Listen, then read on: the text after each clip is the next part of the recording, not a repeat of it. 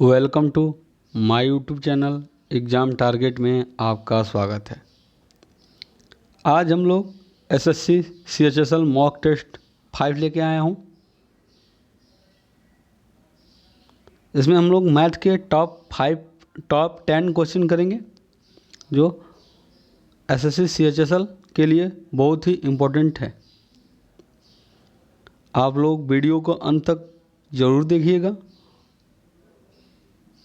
हम आपके लिए बहुत मेहनत करके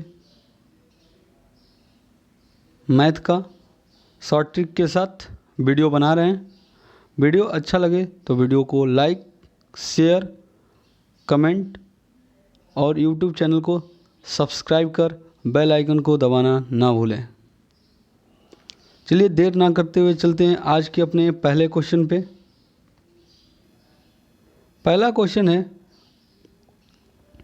2 अंकों की किसी संख्या और उनके अंकों को आपस में बदलकर बनाई गई संख्या के बीच अंतर सदा विभाज्य होता है।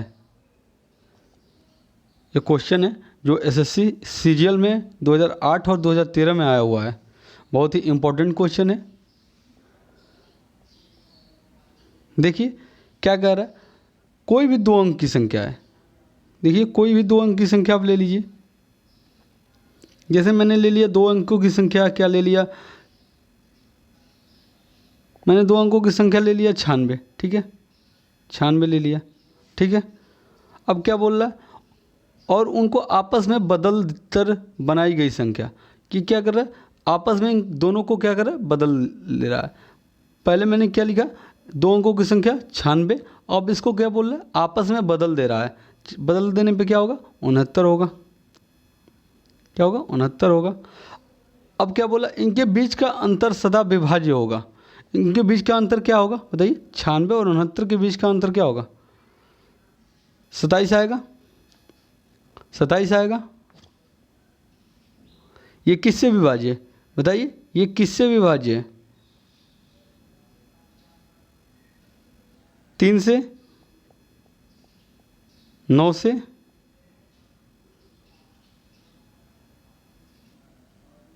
और एक 27 से। ये 3 से विभाजित है, 3 संख्या से, 3 से भी विभाजित है, 9 से भी विभाजित है, 27 से विभाजित है। लेकिन हम लोग को आंसर में क्या दिया है, 9। ये किससे विभाजित होगा, 9 से।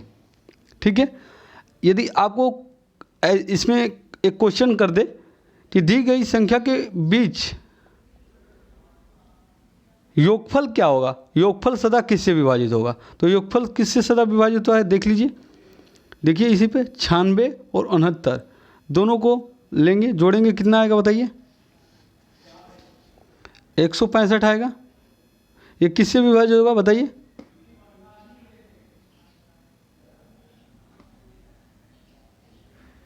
5 से विभाज्य होगा,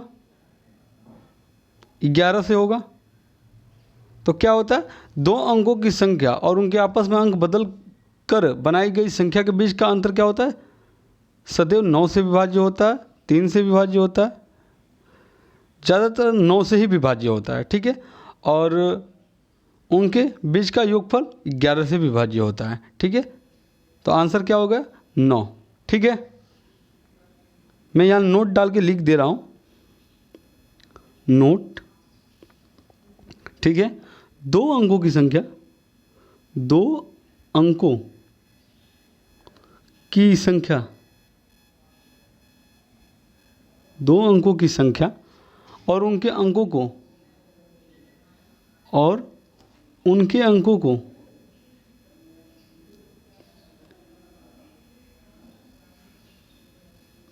को आपस में बदलने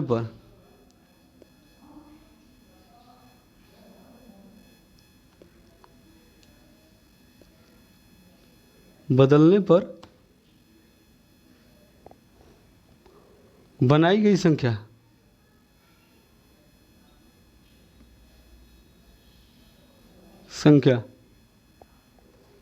के बीच का अंतर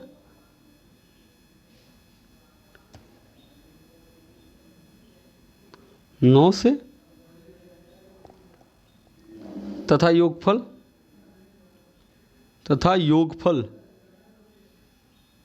11 से विभाज्य होगा।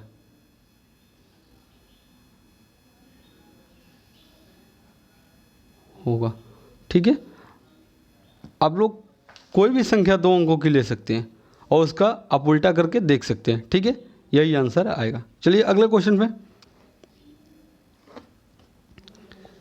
क्वेश्चन नंबर 2, 120 और 450 के लघुत्तम समापवर्तक क्या होंगे? मतलब एलसीएम क्या होगा? बताइए कैसे निकालेंगे एलसीएम? आप आसानी से निकाल सकते हैं एलसीएम। देखिए 120 और 450 का एलसीएम क्या होगा, निकालिए। क्या करेंगे? 2 से कटाएंगे, 60 होगा।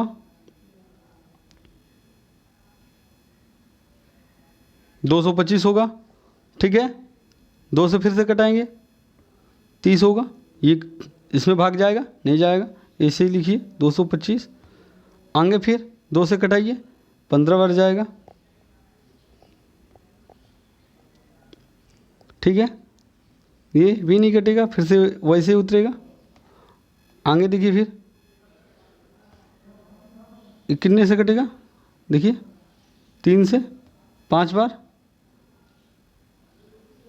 ये कटेगा। 225, 3 7 21 और 3 5 15 कटा। ठीक है, 5 से कटाइए, 15 बार जाएगा। फिर 5 से कटाइए, 3 बार जाएगा और फिर 3 से घटाइए। ये आपका क्या हुआ? 120 और 450 का एलसीएम लघुत्तम समापवर्तक। ठीक है,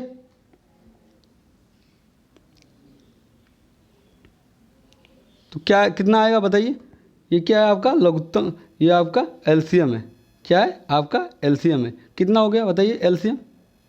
एलसीएम कितना हो गया? 2 into 2 into 2 into 3 into 3 into 5 into 5 multiply करेंगे, कितना आएगा बताइए?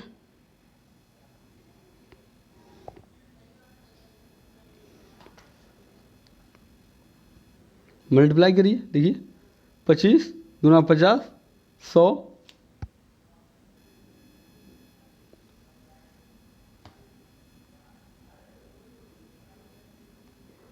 पर 5 इंटू 5 पर 25, 25 इंटू 4 100, 339 9 इंटू 9 इंटू 2 18, 18 इंटू 100 कितना हो गया? 1800। ठीक है, आप ऐसे आसानी से कर सकते हैं। चलिए अगले क्वेश्चन पे। अगला क्वेश्चन है त्रिभुज एक्स वाई जेड, त्रिभुज एक्स वाई जेड त्रिभुज पी क्यू आर के समरूप है। यदि एक्स वाई पी क्यू बराबर 5:1 और त्रिभुज पी क्यू आर का क्षेत्रफल 5 वर्ग सेंटीमीटर है तो त्रिभुज एक्स वाई जेड का क्षेत्रफल वर्ग सेंटीमीटर में क्या होगा? ऐसे क्वेश्चन सीजीएल में, सीएचएसएल में सब पूछा जाता है। ऐसे क्वेश्चनों को आप आसानी से कर सकते हैं। एक थ्योरम होता है, अगर दो त्रिभुज, ये दो त्रिभुज एक्स वाई जेड और पी क्यू आर समरूप हों, क्या हो? समरूप हों, तो उनका क्षेत्रफल क्या होता है? उनका क्षेत्रफल क्या होता है? त्रिभुज एक्स वाई जेड का क्षेत्रफल बटे त्रिभुज पी क्यू आर का क्षेत्रफल बराबर क्या होता है बताइए? सामने वाली भुजा एक्स वाई का होल स्क्वायर बटे इस सामने वाली की भुजा पी क्यू का होल स्क्वायर। ठीक है, बराबर या तो एक्स जेड का होल स्क्वायर बट्टे पी आर का होल स्क्वायर बराबर वाई जेड का होल स्क्वायर बट्टे क्यू आर का होल स्क्वायर। ठीक है, अगर दो त्रिभुज सर्वांगसम हो तो, ठीक है, उनका क्षेत्रफल ऐसे ही निकलेगा। तो आप क्या करेंगे, त्रिभुज एक्स वाई जेड का क्षेत्रफल कितना है हमें ज्ञात करना है। ठीक है, त्रिभुज एक्स वाई जेड, त्रिभुज एक्स वाई जेड का क्षेत्रफल हमें ज्ञात करना है बट्टे त्रिभुज पी क्यू आर का क्षेत्रफल कितना दिया है 5 वर्ग सेंटीमीटर, 5 वर्ग सेंटीमीटर बराबर क्या दिया है एक्स वाई बटे पी क्यू का मान कितना दिया 5:1, 5:1 मतलब 5x बटे x मतलब 5x का होल स्क्वायर बटे x का होल स्क्वायर। आप इसे हल करिएगा कितना आएगा, x से x स्क्वायर से x स्क्वायर कटा कितना बचा ऊपर 25:1। ठीक है, तो त्रिभुज एक्स वाई जेड का क्षेत्रफल कितना होगा, क्षेत्रफल कितना होगा, ये इधर जाएगा कितना होगा 25×5 125, 125 वर्ग सेंटीमीटर, 125 वर्ग सेंटीमीटर। ठीक है, ऑप्शन नंबर ए। चलिए अगले क्वेश्चन पे, अगला क्वेश्चन है 18/5 एंड 20/9 का लघुत्तम समापवर्तक क्या होगा। कैसे करेंगे, जब दो नंबर फ्रैक्शन में दिया हो, जब नंबर फ्रैक्शन में दिया हो तो एलसीएम कैसे निकलता है बताइए, क्या होता है, ऊपर वाला क्या होता है अंश और नीचे वाला क्या होता है हर। तो क्या होता है, हम लोग अंश का क्या करते हैं एलसीएम, अंश का एलसीएम बटे हर का एचसीएफ निकालते हैं। ठीक है, तो क्वेश्चन क्या है 18/5 कामा 20/9 इनका एलसीएम क्या होगा। तो मैंने क्या बोला, ऊपर वाले का क्या होगा एलसीएम, नीचे वाले का क्या होगा एचसीएफ मतलब महत्तम समानुपार्तक। तो 18 और 20 का एलसीएम क्या होगा बताइए, निकालिए।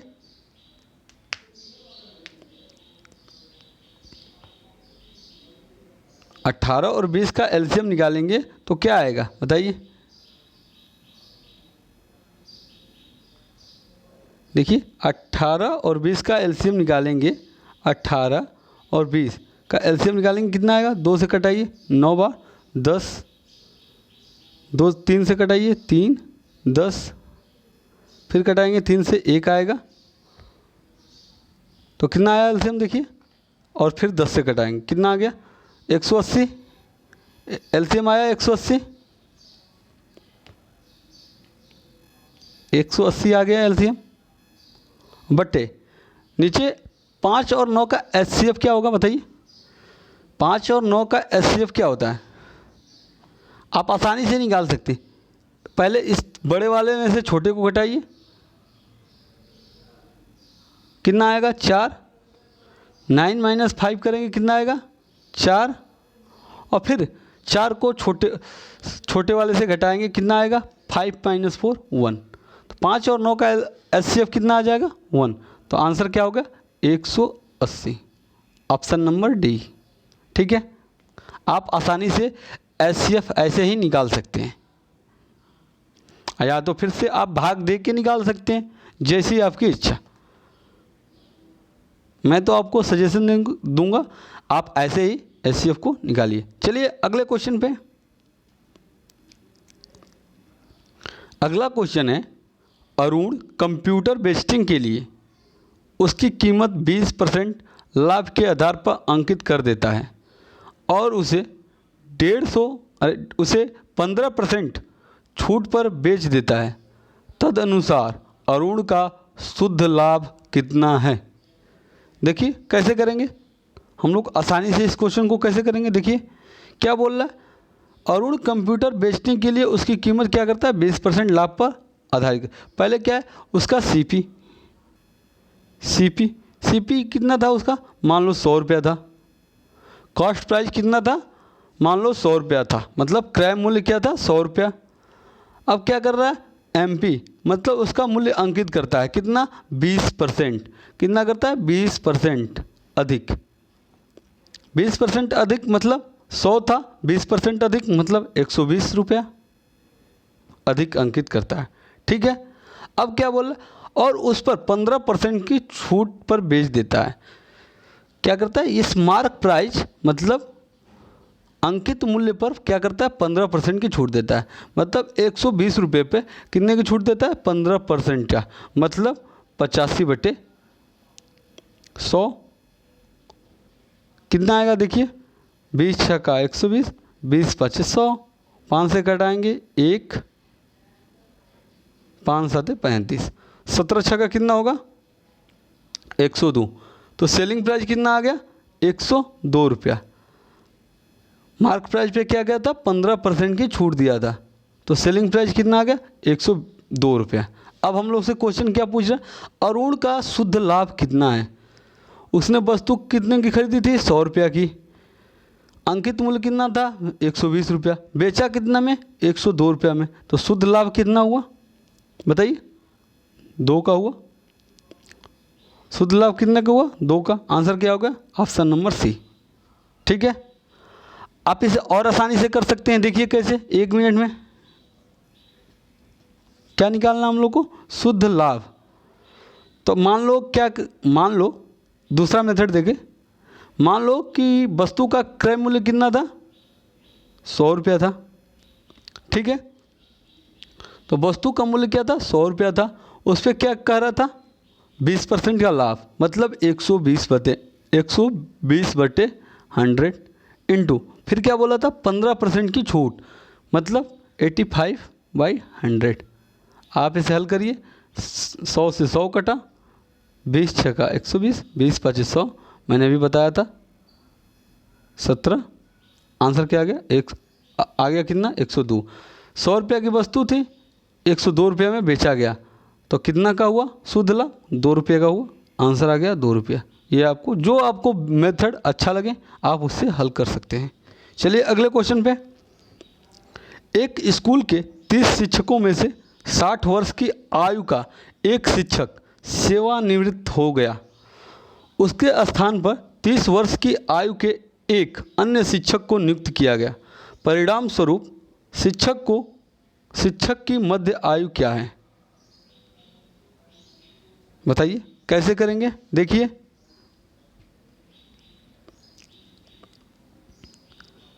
एक स्कूल के 30 शिक्षक हैं, शिक्षक कितने 30, शिक्षक कितने 30। ठीक है, अब क्या बोल रहा है, 60 वर्ष का आयु का एक शिक्षक सेवानिवृत्त हो जाता है, तो शिक्षक का मध्य आयु कितना है, कुल शिक्षकों का मध्य आयु कितना है बताइए, कुल शिक्षक का मध्य आयु क्या है, मध्य आयु क्या है बताइए, माना x है, कुल शिक्षकों की मध्य आयु क्या है, माना x है। ठीक है, तो कुल शिक्षकों की आयु कितनी हो गई, कुल शिक्षक की आयु कितना हो गई, आयु कितनी होगी बताइए, 30x हो गई। उसके स्थान पर 30 वर्ष की आयु का एक अन्य शिक्षक नियुक्त हो गया, तो आप कैसे करेंगे देखिए, शिक्षक की माध्य आयु क्या पूछा है, शिक्षक की माध्य आयु क्या होता है, शिक्षकों की कुल आयु 30x, उसमें से सेवानिवृत्त हुए शिक्षक की आयु 60 वर्ष, और फिर क्या कर रहा है, और एक शिक्षक क्या हो रहा है, आ जा रहा है, उसमें ऐड हो जा रहा है, तो उसकी आयु कितनी थी 30 वर्ष, बट्टे टोटल नीचे भाग किससे दिया जाता है, कुल शिक्षकों की संख्या से। 30 टोटल कितने शिक्षक थे 30, उसमें से एक चला गया और एक क्या हुआ आ गया। ठीक है, अब देखिए कितना आ रहा है, 30x माइनस 30 बट्टे कटा कितना आ गया 30, एलसीएम क्या लेंगे 30, तो कितना आ गया x माइनस 1, मतलब शिक्षक की माध्य आयु क्या होगी, 1 वर्ष घट जाएगी। ऑप्शन क्या हो जाएगा, ऑप्शन नंबर सी, 1 वर्ष घट जाएगी। ठीक है, अगला क्वेश्चन देखिए, ए तथा बी एक काम को 10 दिनों में कर सकते हैं, बी और सी उसे 15 दिनों में तथा सी और ए इसे 20 दिन में कर सकते हैं। सी अकेले उस काम को निम्न समय में पूरा करेगा। चलिए देखते हैं कैसे होगा। ए और बी किसी काम को कितने दिन में करते हैं? 10 दिन में। बी और सी किसी काम को कितने दिन में करते हैं? 15 दिन में। और सी प्लस ए किसी काम को कितने दिन में करते हैं? 20 दिन में। मैंने क्या बताया था? आप क्या करेंगे? पहले एलसीएम निकालेंगे। 10, 15 और 20 का एलसीएम क्या होगा बताइए? 60 होगा। मैंने एलसीएम निकालना बताया, आप आराम से निकाल सकते हैं। तो ए और प्लस बी एक दिन में कितने यूनिट काम करेंगे? 10 छके 60, 6 यूनिट काम करेंगे। बी और सी एक दिन में कितने यूनिट काम करेंगे? 15 चौके 60, 4 यूनिट। और सी प्लस ए एक दिन में कितने यूनिट काम करेंगे? 20 से 60, 3 यूनिट काम करेंगे। ठीक है।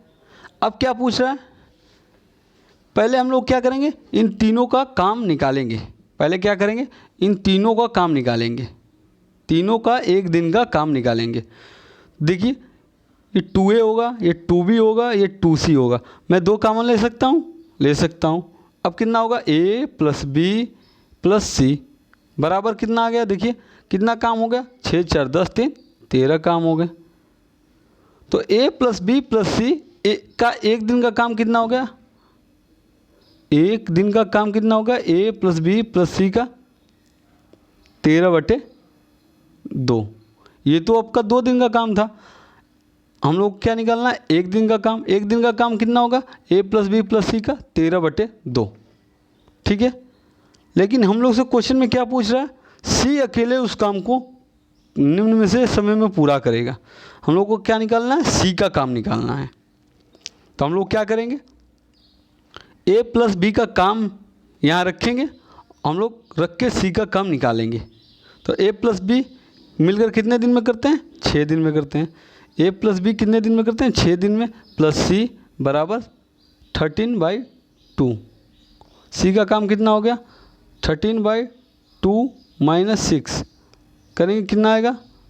13 माइनस 12/2। आंसर कितना आ गया? C का काम कितना आ गया? 1/2। C का काम कितना आ गया एक दिन का? 1/2। लेकिन हम लोग से क्वेश्चन में क्या पूछ रहा है? देखिए, C अकेले उस पूरे काम को कितने दिन में पूरा करेगा? तो टोटल काम कितना था? 60। एक दिन में वो C कितना काम करता है? 1/2। तो टोटल काम कितना करेगा बताइए? C टोटल काम कितने दिन में करेगा? 60/1/2। 2 ऊपर जाएगा। C कितने दिन में करेगा? 60 × 2 120 दिन में। कितने दिन में करेगा?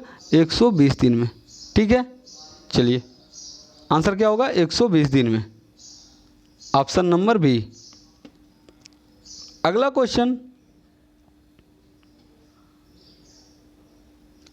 क्वेश्चन देखिए, ये बोट एंड स्ट्रीम का क्वेश्चन है। देखिए, एक मछुआ धारा के विपरीत मतलब डाउनवर्ड में 2 किलोमीटर 20 मिनट में नाव चला सकता है और 15 मिनट में वापस आ सकता है। तदनुसार उस धारा की गति कितनी है? विपरीत दिशा मतलब डाउनवर्ड डायरेक्शन,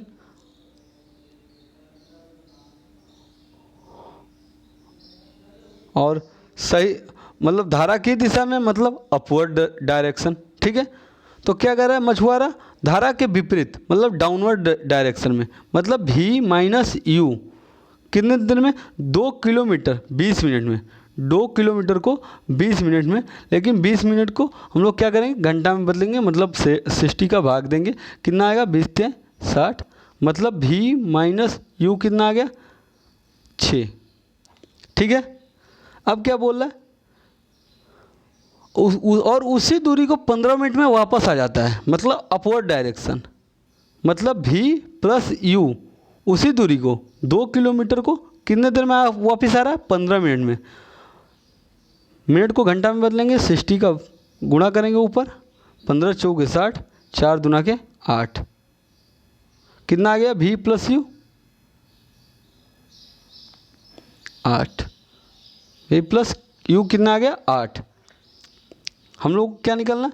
तदनुसार उस धारा की गति, धारा की गति क्या है? u, और बोट की गति क्या है?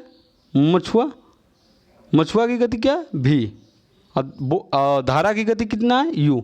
हम लोग आप जानते हैं बिना हल के आसानी से आप निकाल सकते हैं। कैसे निकालेंगे? देखिए, अगर मछुआ का स्पीड जानना हो, बोट का स्पीड जानना हो, v जानना हो, तो आप क्या करेंगे? v निकालने के लिए क्या करेंगे? आप दोनों को जोड़ देंगे, इस दोनों को जोड़ देंगे और 2 का भाग देंगे। 8 6 14 बटे 2, 14/2 कितना हो गया? 7। ये आ गया आपका v, मछुए की चाल। आपको u निकालना हो, धारा की गति निकालनी हो, तो u, इन दोनों को क्या करेंगे? घटा देंगे। 8 - 6 कितना आएगा? 2 बटे फिर 2 कर देंगे, कितना आ गया? 1। कितना आ गया? 1।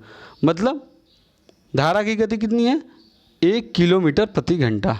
धारा की गति कितनी है? 1 किलोमीटर प्रति घंटा। समझ में आया? चलिए अगले क्वेश्चन पे। अगला क्वेश्चन है, एक बैंक जमा राशि पर प्रथम वर्ष के लिए 5%, दूसरे वर्ष के लिए 6% और तीसरे वर्ष के लिए 10% की दर पर चक्रवृद्धि ब्याज देता है। यदि जमा राशि तीसरे वर्ष के अंत में इतना रुपये हो तो प्रारंभिक जमा मूल राशि कितनी थी? देखिए, आप इसे आसानी से कैसे कर सकते हैं। मान लो शुरुआत में राशि कितनी थी? x थी। मान लो शुरुआत में राशि कितनी थी? x रुपया थी। उस पर क्या कर रहा है? प्रथम वर्ष में 5%,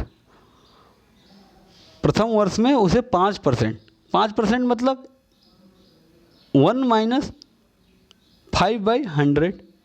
मैं डायरेक्ट भी लिख सकता था 105/100, लेकिन मैं आपको समझाने के लिए लिख रहा हूँ। फिर क्या बोल रहा है? दूसरे वर्ष के लिए 6% मतलब 1 - 6/100। और तीसरे वर्ष बोलो, क्या बोल रहा है? तीसरे वर्ष के लिए 10% की दर पर मतलब 1 - 10/100। तो चक्रवृद्धि ब्याज पर देता है। तो तीसरे वर्ष राशि कितनी हो जाती है? 12,243। कितनी हो जाती है? 12,243 रुपये हो जाती है। आप देखिए अब कैसे हल करेंगे। x इंटू ये कितना हो जाएगा? 105/100। ये कितना हो जाएगा? 106/100 इंटू ये प्लस, ठीक है, सॉरी ये प्लस है, और ये कितना हो जाएगा? 110/100, ठीक है, बराबर 12,243। कितना हो गया? 12,243। आप इसे कटा सकते हैं। आप देख लीजिएगा आंसर क्या आएगा आपका। x बराबर क्या आ जाएगा? 10,000। कितना आ जाएगा? 10,000, ठीक है। आप कटा के देख लीजिएगा आंसर क्या आ गया? Option number B. आप कटा के देख सकते हैं, ठीक है। चलिए अगले क्वेश्चन पे। अगला क्वेश्चन है, त्रिभुज पी क्यू आर में कोण आर 54 डिग्री, बिंदु एस से पी क्यू का समद्विभाजक लंब क्यू आर से बिंदु टी पर मिलता है। यदि टी पी आर बराबर 46 डिग्री है तो पी क्यू आर का मान डिग्री में क्या होगा? बताइए कैसे करेंगे।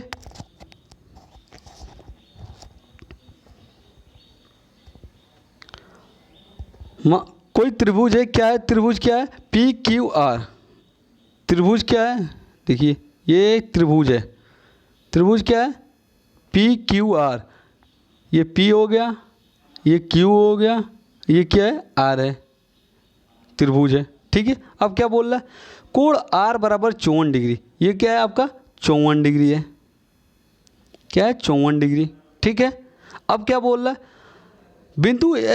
बिंदु एस से पी क्यू का समद्विभाजक लंब क्यू आर से बिंदु टी पर मिलता है। ठीक है। तो क्या बोल रहा है, बिंदु एस से पी क्यू पे क्या है, बिंदु एस है। ठीक है। ये क्या है, क्यू आर पे से बिंदु टी पे मिलता है। यहाँ कोई बिंदु टी है, यहाँ कोई बिंदु टी है, यहीं पे मिलता है एस। ठीक है। अब क्या बोल रहा है, कोण टी पी आर, कोण टी है, पी है और आर है, कोण टी पी आर ये कितना है आपका 46 डिग्री। कितना है 46 डिग्री। कितना है 46 डिग्री। ठीक है। ये कोण कितना है आपका 46 डिग्री। ठीक है। अब क्या बोल रहा है, तो कोण पी क्यू आर का मान क्या होगा। तो कोण क्या पूछ रहा है, पी क्यू आर ये हम लोग को पूछ रहा है ये कितना होगा। ठीक है। कैसे निकालेंगे, कोण पी क्यू आर का मान पूछ रहा है, कैसे करेंगे बताइए।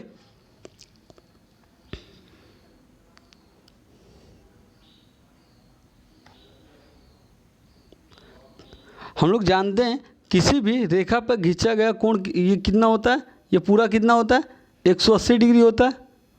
कितना होता है 180 डिग्री होता है। क्षैतिज रेखा पर खींचा गया कोण कितना होता है 180 डिग्री होता है। 180 डिग्री होता है। किसी भी त्रिभुज का तीनों कोणों का योग कितना होता है 180 डिग्री। ये कितना है 54, ये कितना है 46, 54 6 60 100 हो गया। तो ये कितना होगा 80, ये कितना होगा 80, ये कितना होगा 80। ठीक है। टोटल कोण कितना है 180, ये कितना है 80, तो ये कितना होगा बताइए। ये कोण कितना होगा बताइए। ये कोण कितना होगा 100 डिग्री होगा। 100 डिग्री होगा। ये कोण कितना होगा 100 होगा। होगा कि नहीं होगा, होगा। जब ये 100 होगा तो मैंने अभी बताया था कि त्रिभुज पी टी क्यू, त्रिभुज पी टी क्यू में अगर ये 100 डिग्री टी 100 डिग्री है तो दोनों मैंने बदला था त्रिभुज के तीनों कोणों का योग कितना होता है 180 डिग्री। तो ये 100 डिग्री है तो ये 40 और ये 40 होगा कि नहीं होगा बताइए। अगर ये 100 डिग्री है तो मैंने बताया था आपको कि त्रिभुज के तीनों कोणों का योग कितना होता है 180 डिग्री होता है। तो अगर ये 100 डिग्री है तो ये आपका 40 है, ये आपका 40 होगा कि नहीं होगा, होगा। तो आंसर क्या होगा बी 40 डिग्री। आई होप आपको वीडियो पसंद आया होगा। वीडियो पसंद आए तो वीडियो को लाइक शेयर और कमेंट और यूट्यूब चैनल को सब्सक्राइब कर बेल आइकन को दबाना ना भूलें। सी यू, बाय बाय, जय हिंद।